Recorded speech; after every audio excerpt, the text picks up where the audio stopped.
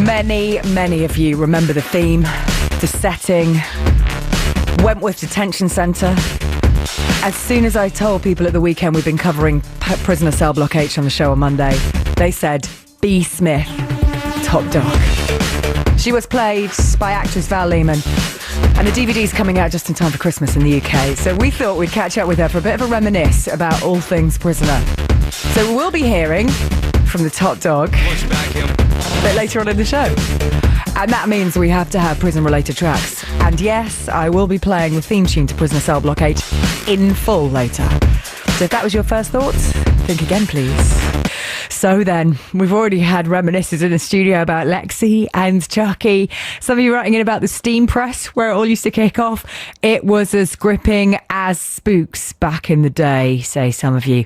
All went on at Wentworth Detention Centre, the made-up prison in Australia, the setting for Prisoner Cell Block H. So it comes out, the first series comes out on DVD for the first time in the UK this week. How can we not invite top dog Bea Smith to tell us all about it? So the actress who plays her, Val Lehman, on 6 after Grace Jones. Okay, so it is now time to welcome Val Lehman, who played top dog Bea Smith in Prisoner Cell Block H, to 6 Music. Hi, Val. Hello. Hi, how are you? I'm very well indeed. I'm sitting here on my subtropical island enjoying the warm weather. Oh, you can wave that at us if you like. We've got it's mean, isn't it? I'm so sorry. It is a little bit. We've got the usual here, as ever.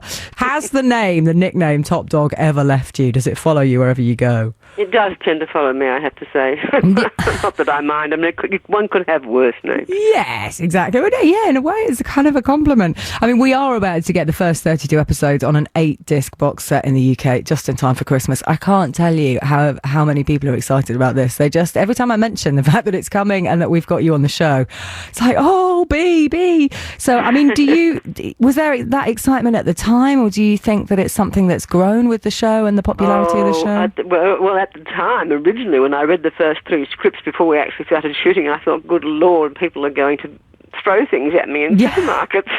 Well, this is it. I was wondering. I mean, and they're always nice when they meet you, are they, or they see you? Yes, they are. Well, they better be. Yeah.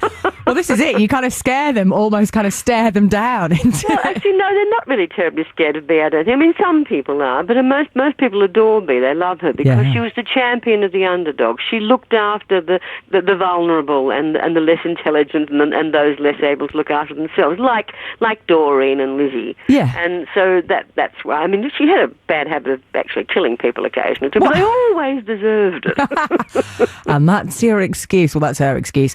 Now, as soon as you mention Prisoner here, you get the theme tune sung back at you. And I mean, it's can you remember? Can you sing it? Oh, yes, very well indeed. I remember the first time I ever heard it, and I thought what a marvellous theme it was. I mean, what do you think it is about the series set inside the walls of the fictitious Wentworth Detention Centre that attracts such devotion? I think it was groundbreaking in many ways. It was not formula written at all. It in fact defied formula. It was also very fast moving, which apparently I only learnt very recently caused a lot of people who thought they knew a great deal about television series to say no, it's never going to work, and it nearly got shelved before it ever went to air because of its pace, because of the work. That's incredible, isn't it? Because everything's happened so quickly, and the women were not dressed in beautiful gowns, and they didn't wear enough makeup and that sort of thing. But for the very first time ever in history of Australian television, they put it out to and tested the water with market research, and the public reaction was very pro it. So it went ahead. Now, I mean, it stood out from all the other soaps like Young Doctors and Sullivan's and the rest of the Shears. No, like you say, not much makeup, no beautiful gowns, no kind of nice homes. And real actors. Yeah. Absolutely. We didn't have to worry about how we looked, so we could concentrate on working on the characters. Oh, come on. There must have been some makeup involved in Prisoner. Well, I didn't wear any except mascara. Wow. And a lot of the actors, some of them actually were very, very attractive women. They hated the fact that they had to sort of go around, and people were caught in the lavatories, putting on mascara and curling their eyelashes and things like that. It was made by Grundy TV that brought us the likes of Neighbours and Young Doctors, certainly to the UK. But it was, I mean, it tackled some pretty hardcore issues, unlike the others. I mean, rape and homosexuality. That's the marvellous thing about it, I think, was the fact that it was able to do that.